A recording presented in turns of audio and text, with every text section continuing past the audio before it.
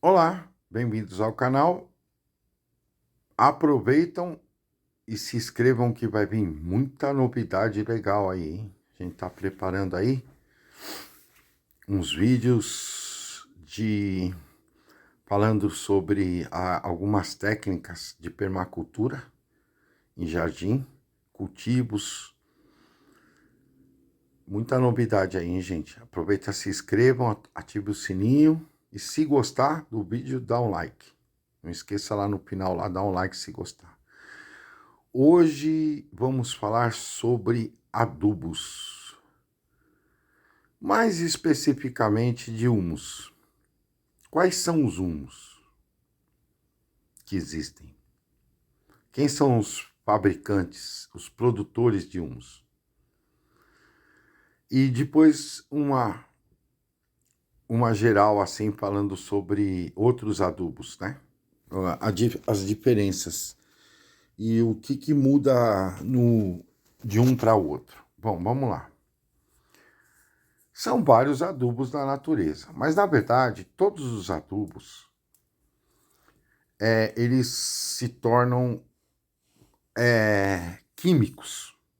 Mas como assim químicos? Na verdade todos se tornam químicos. Todo adubo orgânico, para que a planta absorva, ela precisa estar no estado mineral. Potássio, manganês, cálcio, nitrogênio. A planta, ela não consegue absorver nada no estado orgânico. Por isso que muita gente nas grandes lavouras usa diretamente o mineral, porque não precisa passar pelo processo de ação bacteriana. Só quem faz esse processo de ação bacteriana são as bactérias, é óbvio, né? E esse processo que libera, só elas que são capazes de liberar os minerais, as propriedades que a planta precisa. E quando a gente absorve, o nosso organismo, ele absorve o potássio, o cálcio e vários nutrientes, né? Quando a gente consome o fruto da planta ou as folhas e tal. Mas aí a gente tem um processo digestivo para obter essas propriedades, coisa que a planta não tem. Mas como assim? A planta não tem. Não, a planta não tem o sistema digestivo de um animal. Não tem. Nem de pássaros, nem de mamíferos. Ela não tem, é diferente. Ela absorve, através das suas raízes, os minerais disponíveis que estão no solo ou na água. Bom, algumas pessoas já viram o cultivo de algumas plantas também na água, em tanques de peixe e tal. Tem várias plantas que ela absorve da água, são espécies que absorvem da água os nutrientes. No caso, nós vamos falar aqui da terra, do solo. Bom, então vamos lá. O adubo mais conhecido, como mostra no início do vídeo, é de minhoca, o humus. Assim, um dos mais conhecidos, mais populares é o humus. Mas é só a minhoca que produz humus? Não. Todos os insetos produzem humus, inclusive a formiga, os tatuzinhos e tal. Só que tem uns que produzem os humus melhores, né? Por exemplo, o gongolo, que é o emboá, o gongoposto. Ele vive sobre a superfície, no meio das folhas, debaixo das folhas, consumindo as folhas. E como ele vive na superfície, então o adubo que ele produz aquele humus que ele produz já é oxigenado. E o material onde ele está vivendo já é oxigenado. Então, ali trabalha as bactérias aeróbicas e não anaeróbicas. As anaeróbicas, gente, é aquela bactéria do podre. Aquelas que destroem carne, por exemplo. Por isso que fala, poxa, não pode colocar carne na compostagem? Não. Porque vai comprometer a compostagem por causa das bactérias anaeróbicas que processam carnes e podre. E existem bactérias perigosas nessa decomposição, perigosas para nós, seres humanos. Então não é muito bom lidar com isso, né? Na natureza tem alguns agentes como os urubus, que um operário para resolver esse tipo de coisa, porque a natureza sempre cria, ela, milhares de anos de evolução, criou os operários. Na natureza, numa mata, e tem todos os operários para cada coisa. Por exemplo, na formação de humus, numa agrofloresta, que a gente chega lá e encontra um dos melhores adubos do mundo, né? Que é assim, em termo orgânico. Que é o humus de vários, resultado de vários tipos de esterco animal, que ali vive várias espécies se alimentando, e formigas, e besouros, e tatuzinho, e gongolo, e minhocas lá de baixo, e centopeia, e aranha, e predadores, e aves de várias espécies, e animais mamíferos de várias espécies, e macacos. Nossa, a gente vê que a variedade é bem grande. E todos esses animais e insetos são verdadeiros operários da indústria natureza, né? A gente vê aí esse solo aí, ó. Esse solo aí não é adubado, gente. Mas como é que fica desse jeito? Como é que essa vegetação cresce desse jeito? Ele não é adubado, ninguém aduba nada aí. Tem minhoca aí, gente. Tem bastante minhoca nesse solo. É a ação da natureza, não é uma ação, é um jardim, ó. E são os pássaros que ficam para lá e para cá, insetos para lá e para cá, e fazem a parte de adubação do solo. Folhas que caem, né? Eles se alimentando, é um jardim, ó, gente. Ninguém aduba aí, e nasce muita vegetação. Inclusive, aqui nasce muito aquele almeirão do mato. A maioria aí, ó, é almeirão do mato. Já falei isso num outro vídeo sobre o almeirão do mato, os benefícios, e nasce aquele pincel também. E as propriedades das folhas, que são excelentes para a saúde. É uma verdura, lá em Portugal é muito consumida, e a gente não cuida de nada aí, ó. É a própria natureza aí que faz todo o trabalho. A gente só joga, corta, eu uso para fazer a compostagem, né? A gente ensaca e depois coloca lá na compostagem, mistura lá com as cascas e tal, e deixa lá compostando. Agora eu vou falar sobre as minhocas que vivem aí. Elas ficam enriquecendo esse solo aí, porque a minhoca da terra. Qual a diferença da minhoca da terra para a minhoca que para produzir humus? É bem diferente, a espécie é diferente, ela vive até 1 metro de profundidade e ela faz um trabalho de arejamento de solo. Vai vir imagens aí mostrando. Ela leva nutrientes para baixo do solo, perto das raízes das plantas. Elas não comem, não se alimentam das raízes, só de matéria orgânica em decomposição. Ela não come nada, não se alimenta de nada que não esteja se decompondo. Então, ela é muito importante para o solo, né? A minhoca da terra. E ela faz um trabalho diferenciado no solo, que é fazer todos aqueles túneis com aquela colinha que ela tem, e os túneis ficam abertos, gente. É impressionante, né? Como é que pode, né? A natureza criou uma operária para fazer esse tipo de trabalho. Então, o que acontece? Onde elas estão ali habitando, a gente coloca cobertura morta por cima da planta e coloca elas embaixo. Elas vão viver ali, elas vão entrar no solo. Elas vão entrar. Já é delas mesmas. Elas não vão ficar muito por cima, não. Elas vão entrar no solo. Conforme elas entram e ficam ali, vivendo ali, andando ali, ela vai fazendo aqueles túneis, ela vai facilitar a entrada de água, de oxigênio, que é tão importante para as raízes das plantas. Depois vocês leiam sobre isso. É muito importante oxigênio para as raízes das plantas. E, ao mesmo tempo, não vai deixar alagar, né? Porque o solo compactado, o que, que acontece?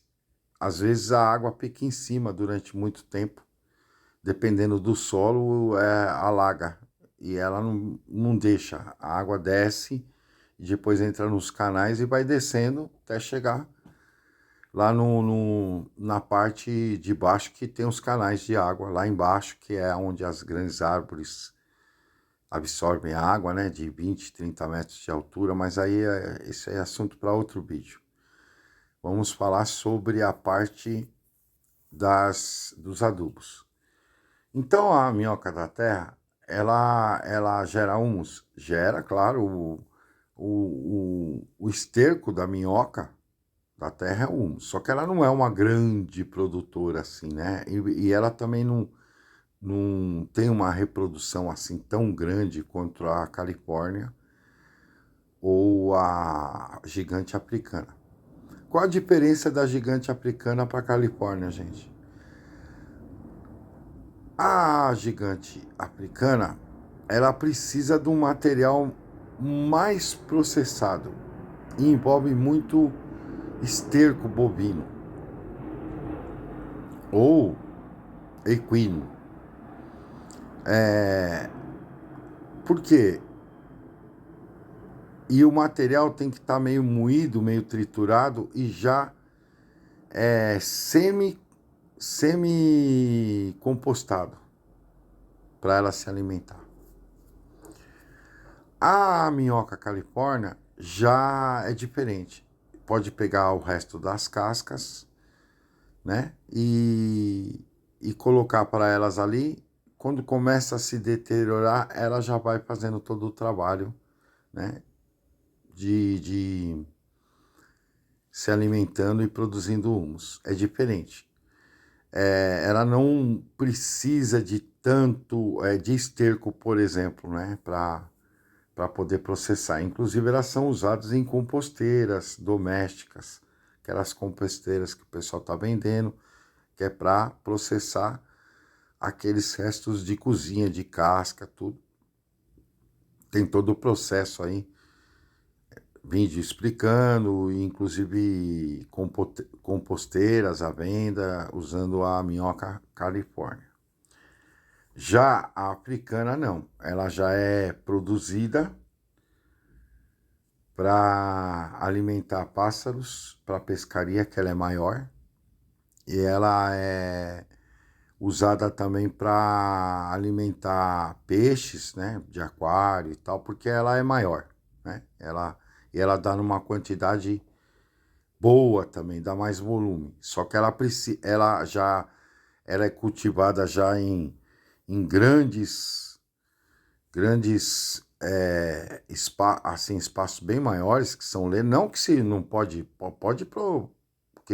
fazer em 1 metro quadrado africana, mas elas, como elas são produzidas para alimentar e para pesca, então o pessoal faz em maior quantidade em espaços maiores, né?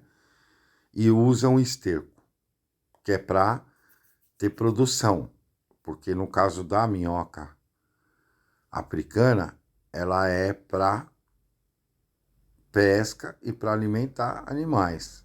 E a Califórnia é para produção de humus, diferente. E a da terra é para melhorar o solo. Então são essas diferenças de humus que eu não vi ainda um vídeo explicando essas diferenças das minhocas, para que serve, né? Como é que cada uma delas age na natureza, vamos dizer assim, que elas são operárias, cada uma tem uma função, são parecidas, porém diferentes. E também são usadas de forma diferentes.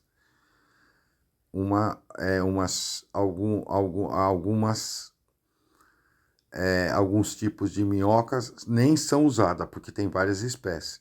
Tem a minhoca-sul, a minhoca brasileira, que está proibida de ser extraída, que é para pesca, né? É proibido, é um animal que está proibido mesmo de ser. Tem multa, tem uma série de problemas que o pessoal tava extraindo, né? Essas minhocas de uma forma assim predatória. E está proibido e dá multa, dá até prisão, dependendo do caso. Então, ele é um animal considerado da fauna brasileira e está sendo protegida. E tem que ser protegida, né, gente? Porque ela tem o papel dela na natureza, é importante o minhoco-sul. E agora estão tentando algumas técnicas para criar minhoco-sul em cativeiro. Mas no mundo existe mais de 2.000 espécies de minhoca. São vários tipos. A maioria não são usadas para nada. Elas vivem na terra, elas acabam sendo consumidas por pássaros, por peixes, às vezes quando tem alagamento na região da Amazônia, né? E assim, nós, humanos, a gente usa algumas delas, né? Que elas são. Essa minhoca, a pula-pula, na verdade, para melhorar o solo, ela é de origem europeia. Muita gente acredita que ela é nacional, mas ela não é nacional. A origem dela é europeia. E ela acabou sendo espalhada pelo mundo, né? E no Brasil tem bastante. Em todo o território nacional. Ela se deu bem no Brasil. É uma espécie encontrada facilmente em várias regiões, principalmente onde não se mexe muito na terra, né? Não tem área que não é muito assim cultivada assim constantemente, passarado e tal. Por isso que eu falo para vocês, nessa parte aí onde o pessoal cultiva grandes cultivos, eles usam um adubo direto mineral. Porque como eles querem produzir rapidamente, eles usam adubos minerais direto. O cálcio, o potássio, o magnésio, o nitrogênio. Já é mineral direto. Eles não querem perder tempo com esperando o orgânico ser processado para se tornar material. Então é aí que eles usam os adubo químico, que é chamado, né? Mas no final das contas, o adubo orgânico, ele vai se tornar químico para a planta poder absorver. Então, na verdade, o que muda?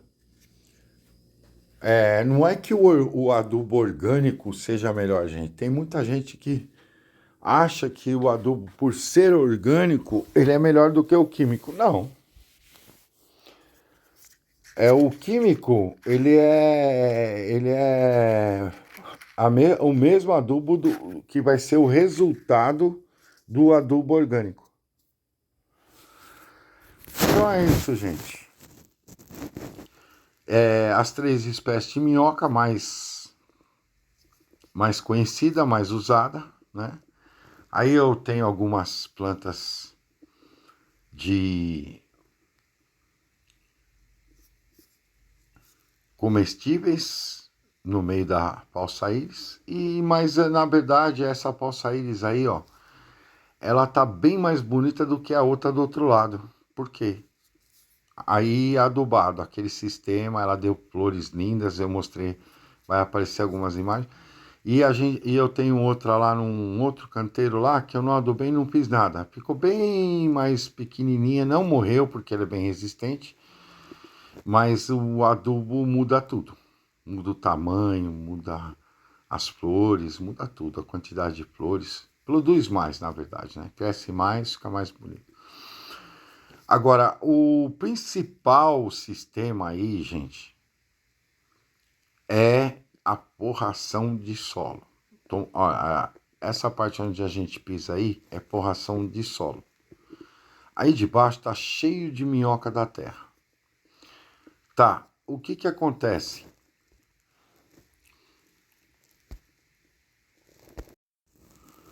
Posso pôr a minhoca da africana gigante aí, nessa passagem aí, nessa porração de solo? Não. O que que vai acontecer? Vai dar certo, elas vão sair, não vão produzir, vai sumir aí no meio. E elas não são para isso, não tem não é a comida que é delas para produzir elas. Pode pôr? Pode, mas ter produção dela, ela vai aumentar, ela pode até desaparecer daqui 3 meses na hora que for olhar lá, ter sumido tudo. Ela andar por aí e como ela é minhoca de superfície, ela pode se tornar alimento de pássaros. Como eu falei, diferente da terra, ela não se esconde, ela não entra dentro da terra.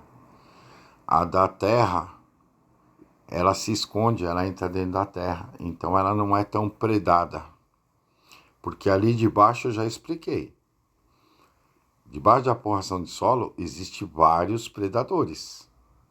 E vão predar a minhoca gigante africana porque ela é de superfície. Ela não consegue se esconder, então ela vai ser predada. Então ela vai acabar. Se colocar aí nessa porração de solo, ela vai sumir, desaparecer. Enquanto a da terra não, ela vai aumentar a da terra e vai trabalhar o solo. Entenderam a diferença? Olha lá, o solo tá ali porrado onde pisa e elas estão lá debaixo. Se mexer, tem lá elas. E tem umas outras espécies também, que também são da terra. Não é essa, mas tem mais 2 ou 3 espécies que são natural. Tem uma que é nativa do Brasil, que é da terra também. Só que são menorzinhas, né? Antes de formar o canteiro, eu coloquei a porração de solo. A ação que as minhocas fazem ali, ó, é essa que dos desenhos aqui mostrando como é que o que acontece, né? Os elementos circulam ali: ar, água e alimento para a raiz das plantas. Essa é a minhoca da terra. Então nós temos aí as diferenças. Se colocar a Califórnia aí debaixo da porração de solo, vai ser bom? Vai ter resultado? Não. Ela também vai ser consumida pelos predadores. Por quê? Porque elas são de superfície.